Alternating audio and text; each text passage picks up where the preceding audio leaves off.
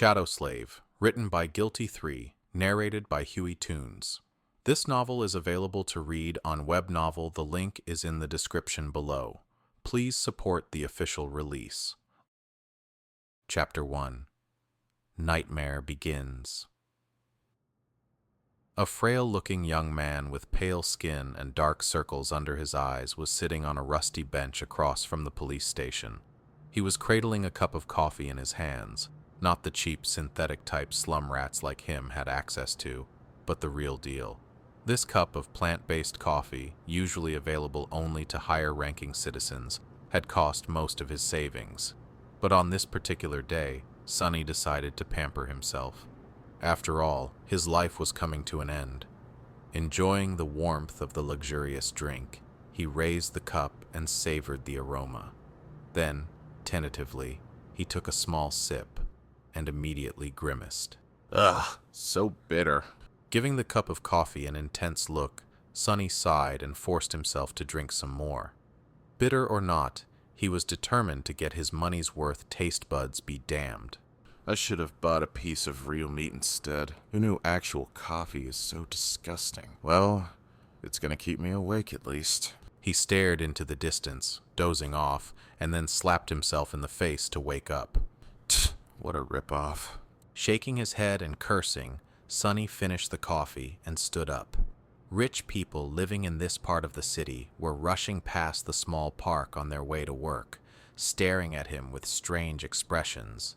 Looking haggard in his cheap clothes and from the lack of sleep, unhealthily thin and pale, Sonny was indeed out of his place here. Also, everyone seemed so tall. Watching them with a bit of envy, he tossed the cup into a garbage bin. I guess that's what 3 full meals a day would do to you. The cup missed the bin by a wide margin and fell on the ground. Sonny rolled his eyes in exasperation, walked over and picked it up before carefully putting it in the trash. Then, with a slight grin, he crossed the street and entered the police station. Inside, a tired-looking officer gave him a quick glance and frowned with obvious distaste. Are you lost, boy? Sonny looked around with curiosity, noting reinforced armor plates on the walls and poorly hidden turret nests in the ceiling. The officer, too, looked scruffy and mean. At least police stations remain the same wherever you go. Hey, I'm talking to you. Sonny cleared his throat. No. Then he scratched the back of his head and added, As demanded by the 3rd Special Directive, I'm here to surrender myself as a carrier of the nightmare spell. The officer's expression instantly changed from irritated to wary. He looked the young man over once again, this time with piercing intensity. Are you sure you are infected? When did you start showing symptoms? Sonny shrugged. A week ago? The officer became visibly paler. Shit. Then, with a hurried motion, he pressed a button on his terminal and bellowed, Attention, code black in the lobby. I repeat, code black. The nightmare spell first appeared in the world a few decades ago. Back then, the planet was just starting to recover from a series of devastating natural disasters and subsequent resource wars. At first, the emergence of a new disease that caused millions of people to complain about constant fatigue and sleepiness did not attract a lot of attention. But when they started to fall into an unnatural slumber, with no sign of waking up even days later, governments finally panicked. Of course, by then, it was already too late. Not that an early response could have made any difference. When the infected started dying in their sleep, their dead bodies turning into monsters, no one was ready. Nightmare creatures quickly overwhelmed national militaries, plunging the world into complete chaos.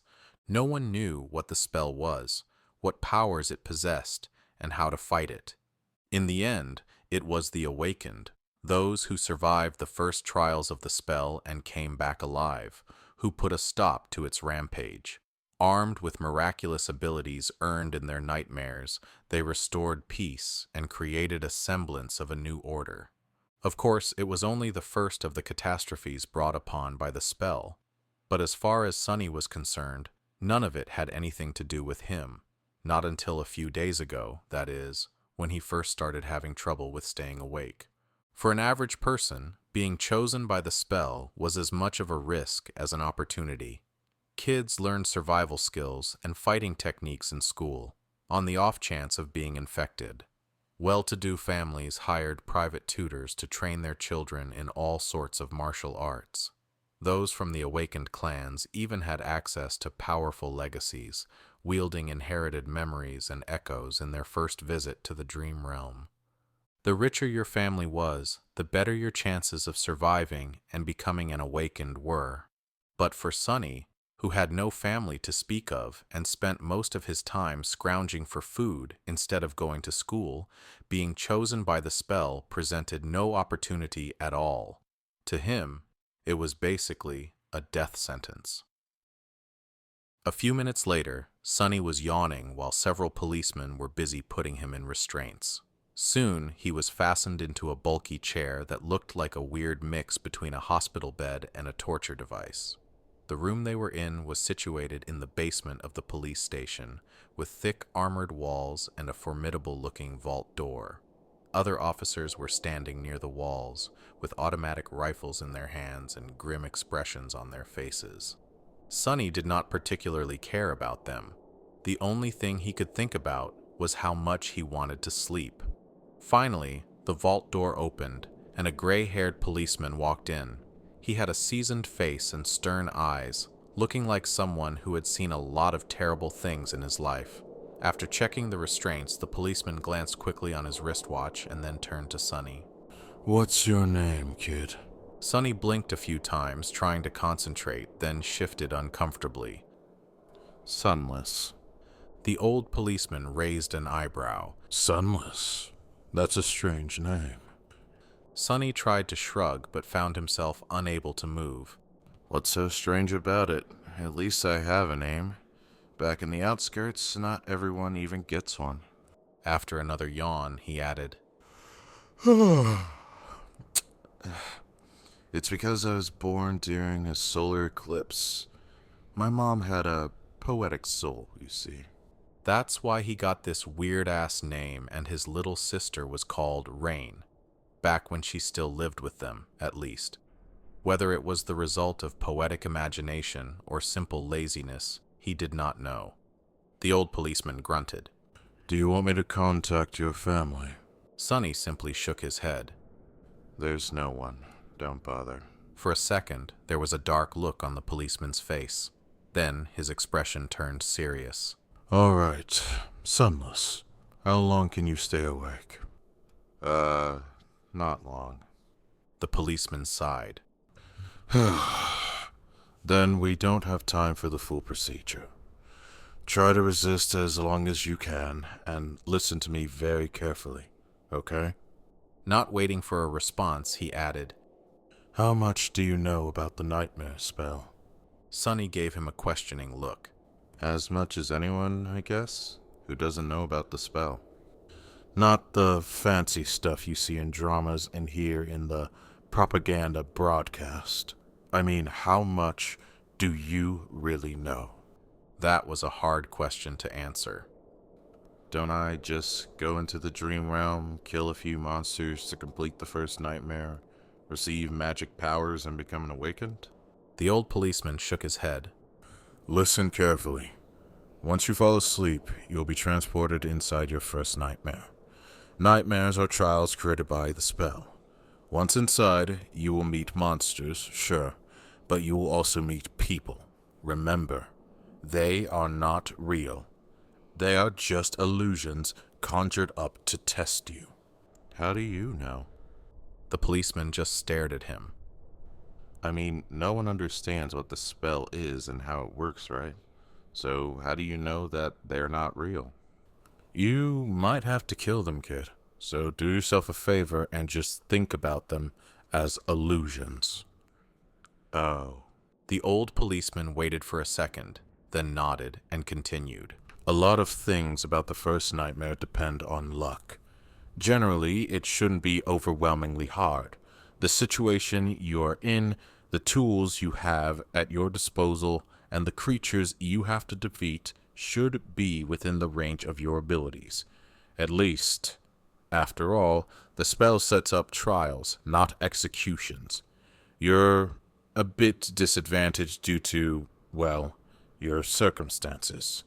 But kids from the outskirts are tough. Don't give up on yourself just yet. Sonny was getting more and more sleepy. It was becoming hard to follow the conversation. About those magic powers you mentioned, you'll indeed receive them if you survive until the end of the nightmare. What those powers will be exactly depends on your nature, affinity, as well as what you do during the trial. But some of it will be at your disposal right from the start. The voice of the old policeman sounded more and more distant. Sonny's eyelids were so heavy that he was struggling to keep his eyes open. Remember, the first thing you must do once inside the nightmare is check your attributes and your aspect. If you get a combat-oriented aspect, something like swordsman or an archer, things will be easier. If it is reinforced by a physical attribute, then that's even better. Combat aspects are the most common, so the probability of receiving one is high. The armored room was growing dimmer. If you are unlucky and your aspect has nothing to do with combat, don't despair. Sorcery and utility aspects are useful in their own ways. You'll have to be smart about it. There are really no useless aspects. Well, almost. So just do anything in your power to survive. If you survive, you will be halfway to becoming an awakened. But if you die, you'll open a gate for a nightmare creature to appear in the real world, which means that my colleagues and I will have to deal with it. So, please, don't die, Sunless. Already half asleep, Sonny felt a bit touched by the policeman's words. Or at least try not to die right away. The nearest awakened won't be able to get here for a few hours, so we would really appreciate if you don't make us fight that thing ourselves. What? With that last thought, Sonny finally slipped into a deep slumber. Everything became black. And then, in the darkness, a faintly familiar voice rang. Aspirant, welcome to the nightmare spell. Prepare for your first trial.